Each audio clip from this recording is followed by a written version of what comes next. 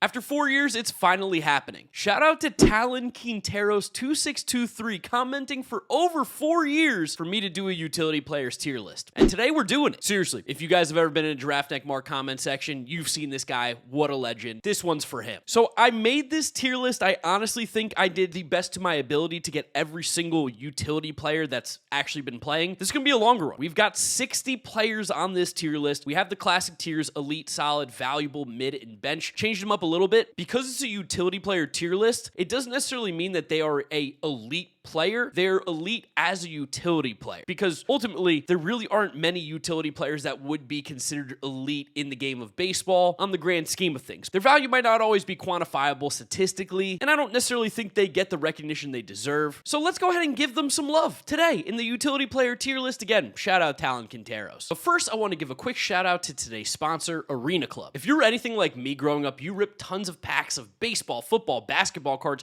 hoping to get your favorite player or whoever the next big star was supposed to be. Well, see, that's where Arena Club comes in, because you get all the excitement and joy of ripping packs, except this time it's not physical. You don't have to worry about all the other cards you don't want. Instead, you can go onto Arena Club and rip one of their slab packs right now, get your card digitally instantly. It's honestly just such a way better process. You can also decide to take an instant cash offer based on market value in just one click. There's literally no guesswork involved. So what I'm going to do is I'm going to open up one of the $250 Ruby slab packs for baseball and see what we can get, see how we do. Let's rip open one of these slab packs, see what we can get in the Ruby $250. It's opening on up, and you can see we are going to get...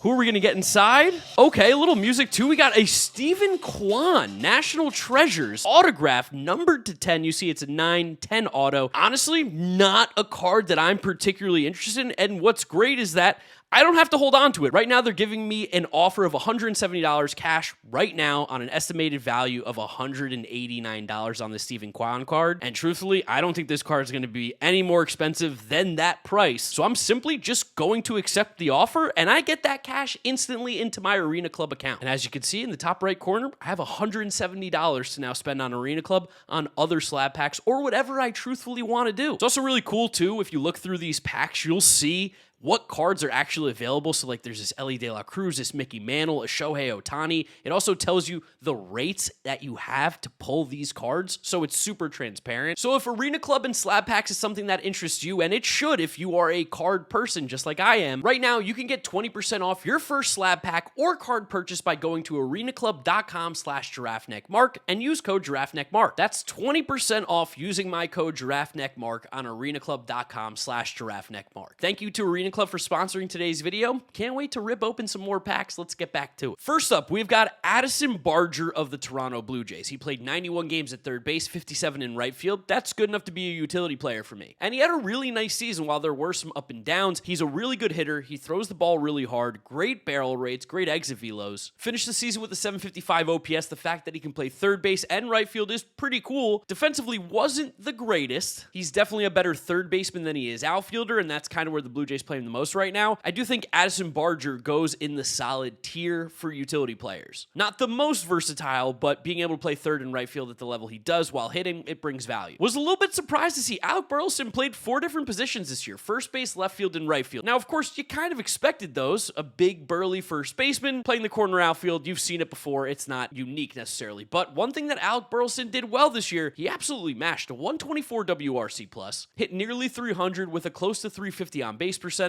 800 OPS. He is also horrendous defensively. He is not very good in the field, which is kind of why he's a utility player. They try to get that bat in anywhere. And I know this might sound crazy for a guy who had an 800 OPS, but because he's so bad in the field, and I do think that's a lot of value with utility players, is being flexible and being able to go to different positions. This is more of a bat utility. So for me, I'm going to put him in solid as well. New York Yankee, former Met, Ahmed Rosario. Fun fact, he is the only player to hit a walk-off home run in Yankee Stadium for a team that's not the Yankees. Shout out when he did it with the Mets during the COVID season. Ahmed played third base, second base, right field, and shortstop this year. He's definitely the definition of a utility player. And he actually had a decent year, 745 OPS, hit close to 300, still doesn't walk at all, still doesn't really hit for much power, and he was awful defensively. I like Ahmed Rosario as a player. I think he is perfect for the valuable tier. I don't think that he's a guy you want playing every single day, but as a plug-and-play option off the bench, he brings value with the speed and the ability to be a plus hitter hitter at times. Milwaukee Brewers utility player up next, Andrew Monasterio, played shortstop, first base, second base, third base, and left field. Yup, that's utility, playing like almost every position it feels like. Monasterio's an interesting player. He actually had a pretty decent year at the plate. He's never going to be a big power guy, obviously. Only 4 home runs in about 135 plate appearances, 756 OPS. It's not the biggest sample. He's definitely more so a glove first guy than a hit tool. I think right now, Andrew Monasterio also goes in that valuable tier where he can play a bunch of positions, he plays them decently well, and he can hit some lefties. Angel Martinez of the Cleveland Guardians played center field, second base, right field, and left field, and I think he even played shortstop in the minors, so technically he could. Now, he can't really hit. It was not a great season at the plate, a 74 WRC+, gave him an OPS at 628, and defensively was not very good. To me, Angel Martinez is not a guy that you can really afford to be playing that much right now. Like, he got way too many plate appearances, nearly 500. He goes on the bench tier. Blaze Alexander, Arizona Diamondbacks, played third base, second base, left field, center field, and I think he's even played shortstop before. Blaze Alexander, I kind of like as a player. Now, the numbers weren't great last year, 99 WRC+, hit 230 with a 320 on base. He doesn't chase. He graded as a totally fine defender at all the positions. He was actually horrible at shortstop in 2024, so yeah, you don't want to run him out there. But second, third, left, and center, he was basically average at the position. And there are some underlying things that I do like about Blaze Alexander. Similarly, I'm going to put him in the valuable tier. He had around 700 OPS. I think there's more offensive upside than some of these other guys. And defensively, he can play all the positions capably. Kind of Monasterio-esque. This one's going to be one of the easier rankings of the entire video. Brendan Donovan. He played second base, left field, shortstop this year. He's also played right field before. He's a utility guy. He is a just straight up utility player. He's a really good hitter. He's a really good fielder. He's won a utility Gold Glove. He doesn't swing and miss. He doesn't strike out. He puts the ball in play. Showed a little bit of pop as well this year. 350 on base percentage, 775 OPS. I really like Brendan Donovan. He was 2 OAA at second base. He was 5 the year before. At shortstop, he was completely capable. In the outfield, not so much, but I do think Brendan Donovan is just kind of the elite tier of utility guys. I think you get him out of St. Louis and he'd be even better. It's kind of like the gold standard right now for utility guys in the majors, it feels like. All right, Brett Baty might not necessarily deserve to be on this list, but it's my list. I wanted to put him there. He played third base and second base this year, and he was pretty good. At third base, 2 OAA. At second base, playing it for the first time in his career, -1 OAA in almost 400 innings. Pretty solid. I think Brett Baty is a solid player. He hits the ball well, a 111 WRC+.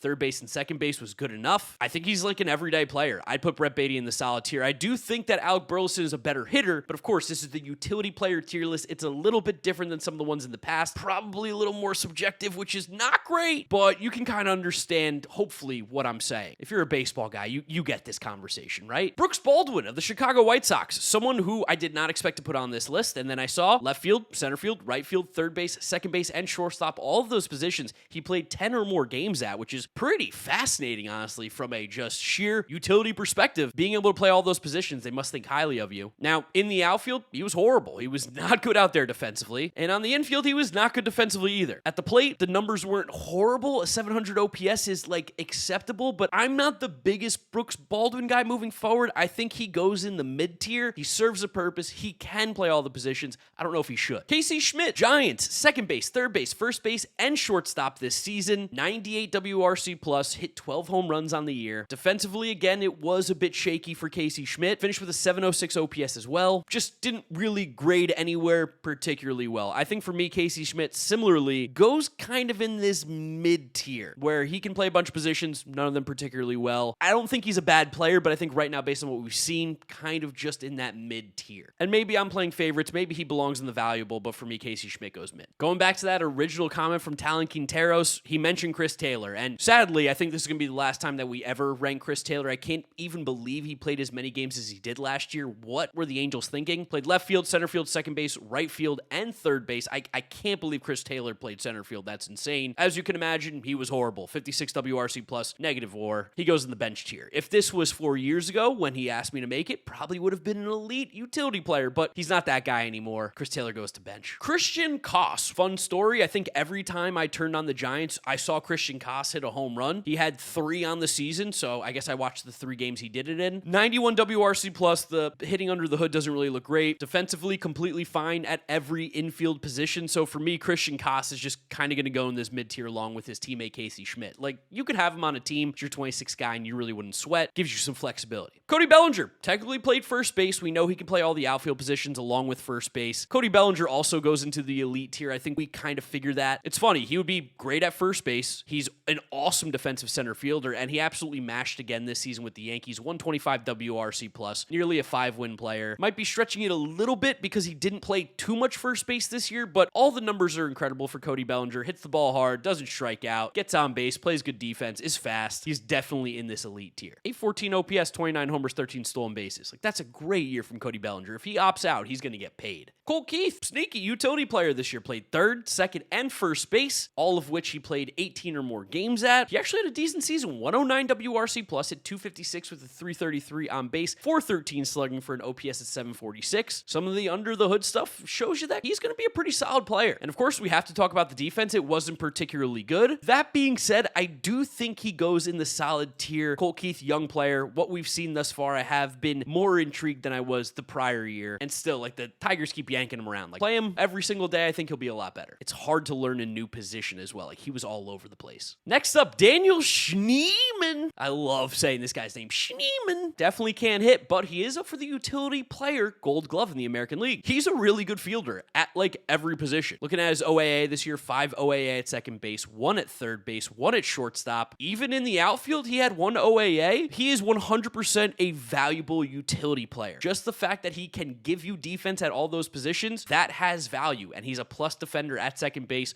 with the ability to play elsewhere. I'm not going to say you need Daniel Schneemann on your team, but he's someone who is going to be on Major League rosters for years and years because of that valuable versatility on defense. Davis Schneider. Fun fact about Davis Schneider. Went to Eastern High School in Voorhees, New Jersey. My high school played his high school in the state championship my junior year. Both me and him did not get in that game. So that's a fun thing that I have to share with Davis Schneider. We both didn't play in the state finals. He's in the major leagues. I make videos about him now. He played left field, second base, and third base this season. Absolutely mashes against lefties. 127 WRC plus on the season. I by no means would say that Davis Schneider is a bad or good fielder. Why you have him there is for that bat. And I do think he goes in the solid tier. I like Davis Schneider as a player. Also, New Jersey. Shout out New Jersey. Great state. Ooh, Dylan Moore. This one's gonna be fun. Dylan Moore is just, he's not that good of a player. You know, he's 33. Feels like the oldest player that I thought was way younger. I thought Dylan Moore was like my age, 29. No, he's not. He played second base, right field, first base, third base, shortstop, and center field this season. Didn't play him well. I don't think he's really a guy you want to play anymore, so I'm going to throw him on the bench tier. He can't hit, and he can just play all the positions, I guess, but you don't need Dylan Moore on your roster. Edmundo Sosa of the Philadelphia Phillies, weirdly, got around this year. Second base, third base, shortstop, left field, and center field, technically. He played 1 game there. A 111 WRC plus, so he was 11% better than league average. Finished with a 776 OPS. I truly think he should be playing almost every single day on this Phillies roster. He feels better than Bryson Stott, feels better than Alec Boehm. He's also a really good fielder, especially on the infield. He has a great glove. I think Edmundo Sosa goes in the solid tier for sure. He feels like he's like all these guys where maybe he doesn't play every day, but he should be getting 400-500 plate appearances in a season. The defense is great. The bat's good enough. I like him in the solid tier for sure. All you got to do is leave the Cardinals and you just instantly get better. And that's what happened with Edmundo Sosa. Enrique Hernandez of the Dodgers. I know you're used to hearing him called his nickname, but sometimes YouTube doesn't like when you say his nickname. Closed captioning picks it up as a slur, and I won't say it. I'm not trying to get demonetized. So, Enrique Hernandez, in the postseason elite, in the regular season, I mean, the numbers aren't great. Now, he is a good defender, and he played first, he played third, he played left, he played second, he played center. Enrique Hernandez is 100% a valuable player. I know he was negative WAR, but this is a guy who might be bigger than the numbers state, if that makes sense. He just plays a bunch of positions, plays them well, and he shows up in the postseason and he mashes lefties. I refuse to put him below the valuable tier. Like, I'd take him on my team in a heartbeat. I hope that makes sense. Ernie Clement has been so good for the Blue Jays in the postseason. He's absolutely mashing, and he had a pretty nice year. Third base, second base, shortstop, and first base. The minimum he played was 15 games at first base. Everywhere else he was more. Really good fielder, plus fielder at like every single position. Great glove. And at the plate, he's a contact guy. He's going to put the ball in play, hit for a high average.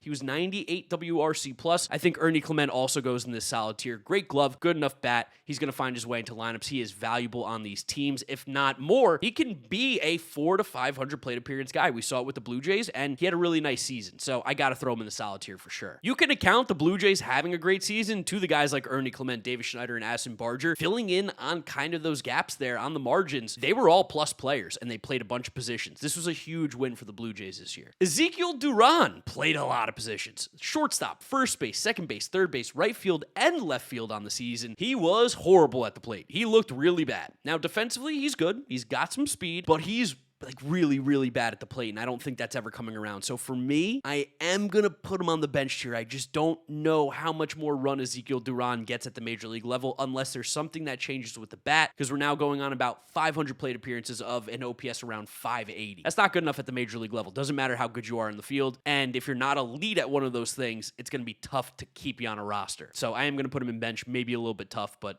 I'm fine with it. Gavin Lux. Reds had him playing everywhere. Left field, second base, third base. He mostly DH. That was his main position, but we're going to throw him on the utility player tier list because he can play everywhere. 102 WRC plus on the year, 724 OPS, but 5 home runs. I really thought he was going to be better in Cincinnati, and defensively, he was atrocious. I think Gavin Lux goes in the mid-tier. He's still fine enough at the plate where you can find a spot to maybe hide him in the field, and ultimately, playing the outfield is what really hurt him. He can't play the outfield, can't really play second base either. Oh, man. Yeah, I think mid's where Gavin Lux goes, but he's getting close to the bench tier. Hai-Sung Kim, second base, center field, shortstop. I liked his first season at the major league level. Around a league average hitter, 95 WRC plus, 700 OPS. Doesn't swing the bat hard. Strikes out a lot. I don't know why I like him. Truthfully, he hasn't been very good. Probably a guy you don't need to have on your team. It's kind of weird how he fits into the Dodgers, but I guess because of his speed and the left-handed bat, I'm willing to put him in mid for right now, although ultimately I'm not sure what his role is moving forward besides kind of just being this player, which is maybe why he's in the mid-tier. Now, I had no reason putting Ildemaro Vargas on here besides the fact that I like saying his name. Ildemaro Vargas, 13 games at second base, 12 at first base, 7 at third base, 1 at shortstop. I think he's played the outfield in the past before too. Love Ildemaro Vargas. This guy, he won't quit. 34 years old, has never been particularly great, but a team signs him every single year. So shout out Ildemaro Vargas. But yeah, he is going in the bench tier. I mean, winning baseball teams just aren't going to roster him, and they haven't been rostering him. But respect the legend. Oh, God, I hate ranking Isaiah Kiner-Falefa. I absolutely hate it. Shortstop, third base, second base. He's caught in the past. He's played center field. He can play every position. And defensively, he normally is pretty good, except for this year. This year, he was not good defensively. He was horrible at shortstop, pretty decent at third, I guess 2 OAA. Oh, man, IKF, yeah, I got to put him in the mid-tier. He's a fine defensive player, and I'll consider this more of an outlier because the Pirates were so weird. He can't hit, though. He can't hit. Like, the IKF playing as much as he does probably shouldn't be happening anymore. It's honestly shocking he's on the playoff roster. I couldn't believe the Blue Jays put him on there. Bit of a weird one here. Jake Bauers, technically utility player. First base, left field, right field. Crushes right-handed pitching. That's the entire reason he's on a major league roster is to hit righties. Gets on base. 350 on base this year is really good. And of course, defensively, not much. Jake Bauers definitely in the valuable tier because you can platoon him. He can play different positions to get that platoon advantage, and that has value. Jake Cronenworth, second base, first base, and shortstop. And I want to say he's played the outfield in the past, unless I just made that up. He low-key had a really good year. 117 WRC plus. Who saw that coming? I thought Cronenworth had taken a step back. That was a really good year. Defensively, not elite at anything. You're never going to be praising Jake Cronenworth's glove. Weirdly, he was best at shortstop this year, but it was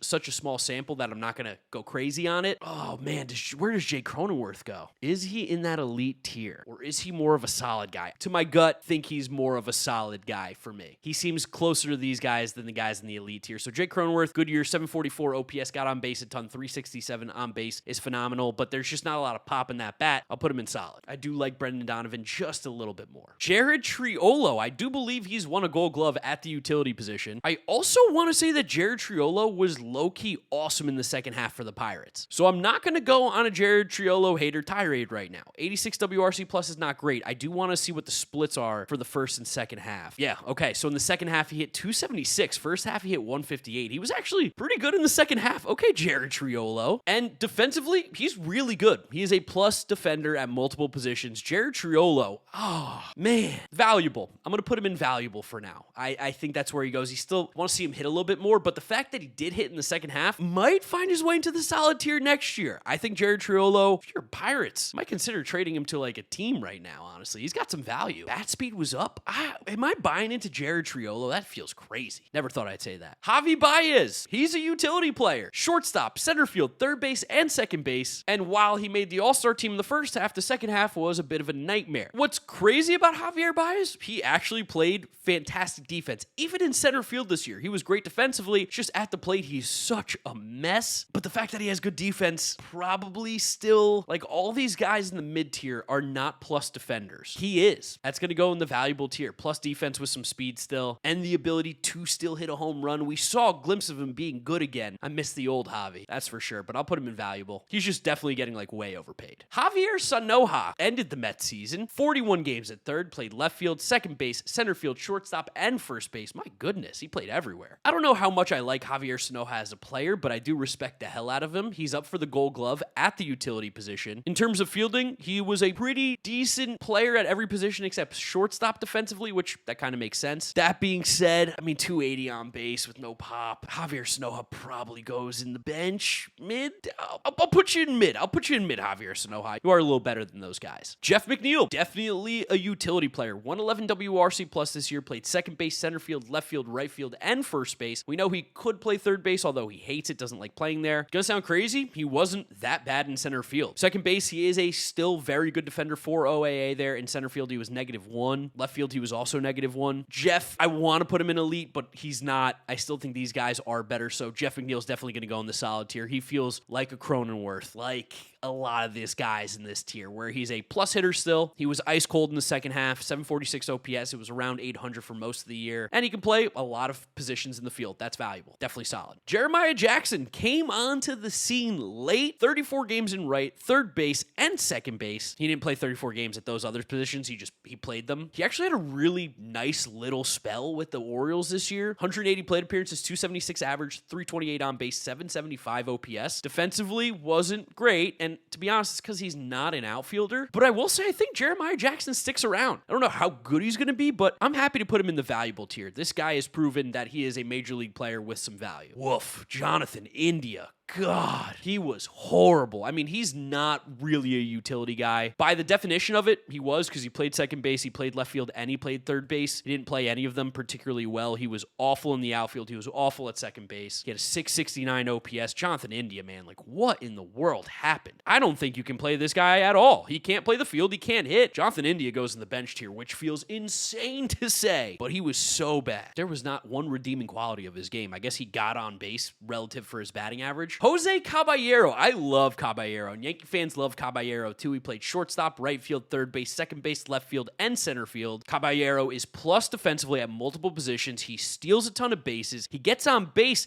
at a really high rate. He walks almost 13% of the time. I like Jose Caballero as a player. Big fan of his. I think he goes in the solid tier. Like, he was a 2-win player this year in 370 plate appearances. That's pretty dang good. I like Caballero. I'm realizing this is a long one. Hopefully you guys enjoy the longer episodes. Also, at this point, go subscribe to The Windup. Link in the description, my second channel, where I do baseball with my friend James. It's more podcasty, but the two of us are talking at the same time. So it's good stuff. Go subscribe. Jose Iglesias, not a great year for Candelita. I think it's also probably the end of Candelita's career. Defensively wasn't good. At the plate wasn't good. He goes in bench. I love what he did for us in 2024. Oh my God. But yeah, oh my God. It's kind of how I felt when I was watching him play. It wasn't very good. They also played him in left field, which was crazy. Remember that? Josh Smith. Now this is a utility player. Shortstop, third base, first base, left field, right field, second base, and center field. That is every position on a Major League Baseball field except catcher. That's awesome. I love Josh Smith. He's sick. Now, is he sick defensively? No. He graded plus at second base. He was negative at third. He was negative at short. It's basically negative everywhere else except second base, because truthfully, he's just a second baseman, but I love the fact that he'll just play anywhere that they tell him to. Offensively, had a nice little season around a 700 OPS. Josh Smith, definition of the valuable tier. I like him. He can get on base enough, play a bunch of positions, literally everyone except catcher. Just a cool player to have on your roster, and he's good enough. Cody Clemens, low-key, pretty good season. 19 homers, a 715 OPS. Do I hate his dad? Is he my least favorite player ever? Yes, of course. As a Mike Piazza guy,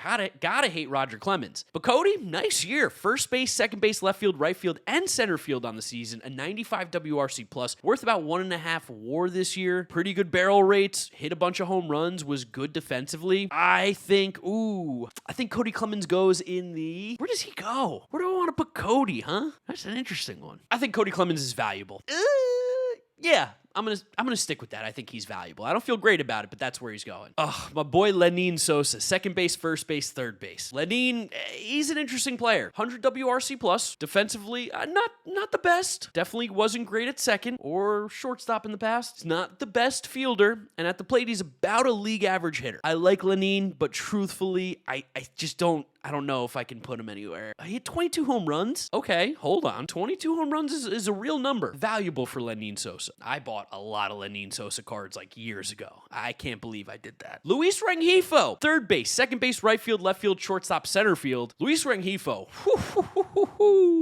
not good. Not good. He was good a couple years ago. Hasn't shown it. Maybe leaving the Angels is the key. He's only 28. He got some muscle, but he's not great defensively. Not great at the plate. I think ultimately he is in this bench tier. I don't know how much more play Luis Rengifo is going to get unless he makes changes, because 622 OPS. It's just not going to cut it. I know the previous year was great, but you know what? Then he goes in mid. He did have about 700 plate appearances, like a 770 OPS, and then last year he was so bad. So I'll put him in mid. Luis Angel Acuna. I thought he was going to be a lot better this year than he was. He was not the best. The brother of Ronald played second base, shortstop, third base, and he played center field. They were trying him out there. He couldn't hit a lick. He had, I think, like 1 barrel on the season, right? How many barrels was that? 2. 2 barrels on the season. He had 3 the prior year in significantly less games. The bat speed was down. Wasn't a good season. Now, defensively, Luis Angel was okay. About a league average guy. Truthfully, he's probably a bench player. You don't really want him playing every day. I think the Mets end up trading him. Mauricio Dubon, up for the Gold Glove for utility. Played left field, second base, shortstop, third base, center field, first base, right field. That's every position except catcher. Shout out Mauricio Dubon. We respect those guys. He is a great fielder. Defensively, he's awesome. You're looking at a guy who put up 20 OAA. That's crazy. That's crazy to me. Can he hit? Not really. Does he get on base? Nope. But that defense and that speed is valuable. I think that's the definition of the valuable tier, right? Because, like, listen, you don't feel good about Mauricio Dubon playing every single day, but the fact that he can plug and play in different spots and give you some premium defense, where did the majority of that 20 OAA come from? Wow, second base, 8 OAA. Great job. 8 at shortstop. Hold on a second. Nah, he goes in the solid tier for sure. I lied. He definitely goes in the solid tier. If he could hit, elite. If he was a league average hitter, elite. But the fact that he still can't hit, solid. That is a pretty fun profile, though. Next up, we've got Miguel Rojas, the only player to publicly get mad at my rankings before. He played second base, third base, shortstop, and first base, and honestly, he had a pretty good season. 100 WRC plus 715 OPS. He's been all right with the Dodgers. I wouldn't want Miguel Rojas playing every day. I think getting his 300 plate appearances is totally fair. He's going to give you good defense. I'll be the bigger man. I'll put Miguel Rojas in valuable. He is a valuable player. He helps these Dodgers teams immensely. Something I didn't think would be possible for a guy who was like bullying Jazz Chisholm. But Miggy Rowe, he's been pretty good. Miles Mastrobuoni. That's a fun one. Is he fun? Is Miles Mastrobuoni fun? No. I don't think he needs to be on here. I think he could be bench. 620 OPS. He's never hit. I don't really care what his defense or speed is. Like, it's crazy he's on the roster. But hey, shout out the Mastrobuoni family. Nasim Nunez. Good fielder, good speed, hit better than I thought he was going to. Now, I don't think that it's a legitimate profile at the plate because the stuff is a little bit bizarre that he does. Doesn't chase, but doesn't hit the ball very hard. Great fielder, though, good speed. I will put Nasim Nunez in the mid-tier because he's had 170 plate appearances, and I don't think the offensive numbers are sticky to be like close to a league average hitter, but the glove's good. Mid, though. Nate Eaton played right field, third base, center field, left field. Defensively, wasn't the greatest. At the plate, was interesting. He is definitely a contact-first guy, but he does have good bat speed, though. So that's something to keep an eye out for, but he doesn't hit the ball hard. I don't know how that happens. I think I'm going to put Nate Eaton in the mid-tier. I think he's still on major league teams, but I don't know if he's valuable just yet. And then now we've got Nick Sogard, again, generic white guy, and similarly, I don't really know. I think he goes in the bench. Sogar played first, third, second, right, and short. Plays a lot of positions, but not particularly great bench. Noelvi Marte, a bit of a weird one to call utility. I don't think he really is, but technically he played right field, third base, and center field this year. The reason he's utility is because Brian Hayes plays third. They wanted to get Marte's bat in the lineup. They moved him to right. Finished with a 101 WRC+, but the second half of the year he was great. A big reason why the Reds made the playoffs. I like Noelvi Marte as a player. I think he's going to be really good in Cincinnati over the next few seasons. Hits the ball exceptionally hard. Actually was pretty good defensively in the outfield, which was, I think, the biggest shock. Like, all things considered, a -1 OAA at a position he never played before, not the worst. I think he's valuable. I'm going to put him in the valuable tier. I'm not going to go solid just yet, but I think you're going to give him some looks. Otto Kemp. I remember playing him on the Phillies. Third base, first base, left field, second base. Wasn't good defensively, like really bad. And at the plate, wasn't great either. Struck out a ton, doesn't walk. I think ultimately Otto Kemp is probably a mid guy. He does swing the bat hard, has some decent exit velo, so that's something that you can have on your bench as like a break glass in case of emergency scenario, but you don't want him playing a lot. Paul DeJong, the ultimate Met killer. He's a utility guy now. Third base, second base, shortstop, even played a little first base this season. Wasn't a great year for Paul DeJong. He had been good defensively at shortstop. This season wasn't very good at anything. I think Paul DeJong, unfortunately, is going to go in that bench tier. I don't know what it looks like for Paul DeJong in 2026. Richie Palacios didn't play much. Second, left, first, right field. He is a utility guy. In the small sample that we saw, he was effective, but overall, he's kind of like an okay hitter without a defensive position. I'll give him the benefit of the doubt because he's a Brooklyn kid. We'll put him in the mid tier. Romy. I love Mustache Romy. First base, second base, and third base this season. A 123 WRC+. Mashes against lefties. Hit okay against righties this year. Hit over 300. OPS at 826. I really like Romy Gonzalez as a player. Defensively, not the greatest, but I think he's for sure valuable. Definitely a valuable guy. He's a platoon guy, so he's a little Davis Schneider. Maybe he should be in that tier, right? I don't know. Let's see where was his bad defense at? It was kind of not good everywhere. Yeah, I feel good putting Romy in the valuable tier. Santiago Espinal, third base, second base, left field, right field, first base, and shortstop. Didn't hit a lick. Don't care how good his defense is. He's going in the bench tier. 58 WRC+. Why in the world was he playing so much? A lot of guys on this Reds team. Spencer Steer up next. This year, he only played first, left, and right, but in the past, he's played second. He's played short. He's played third. He's a utility guy. League average hitter. Not a good fielder, really, at any position. I don't think you want Spencer Steer playing every single day, but I'm not going to pretend like he's the guys in the mid tier, so I do think he goes in the valuable tier. Look at this. The tier list is so crowded. We got to scroll down, and we're cutting some guys' faces off. For those of you at home who are watching him playing, you know who this is? It's Tim Tawa. That's right. Second base, first base, center field, left field, third base, and right field. How about that, Tim Tawa? Didn't really hit. Defensively, was completely fine. I think Tim Tawa, I liked him, but I think I got to put him in the bench tier. Yeah, I think Tawa goes there for now. Tommy Edman, still playing at the time of recording, played second base, center field, third base this season for the Dodgers. We know he could play shortstop as well. Defensively, Tommy Edman's great. At the plate, in the regular season, not great. In the postseason, he's awesome. I know the numbers aren't good this year. I'm still putting Tommy Edman in the solid tier just because he haunts my dreams and nightmares. He is a solid player, and for a utility guy, play him against lefties, he's 100% solid. That might be, maybe that's my worst ranking of them all, but I'll give Tommy Edman the benefit of the doubt. Next, we got Tyler Freeman. Tyler Freeman hit okay when he went to Colorado, better than he has. He does get on base, but he's like horrendous defensively. Horrendous. And for a guy who doesn't hit, you would think that he would be better defensively, but he was horrible at second base, horrible at shortstop, horrible in the outfield. I don't really know why Tyler Freeman gets so much play. So yeah, we're gonna throw him in the bench tier. That was a really weird bet. Maybe he's mid.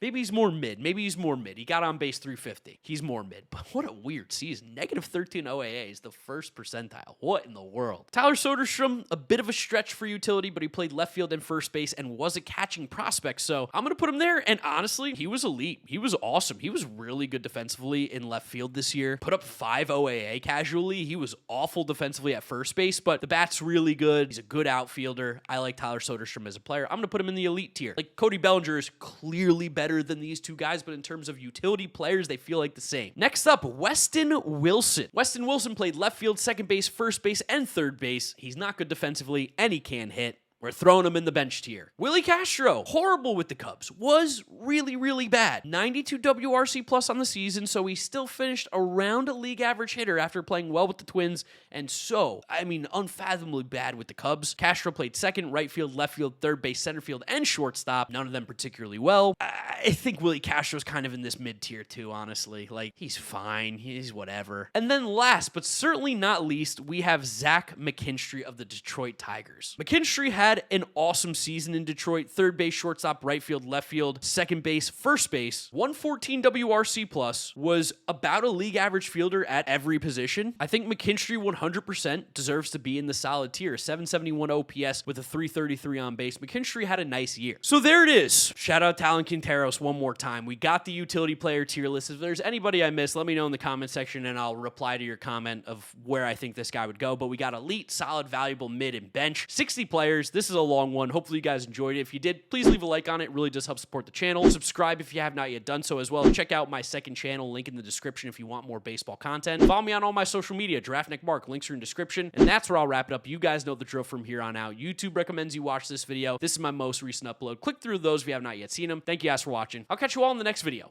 Bye!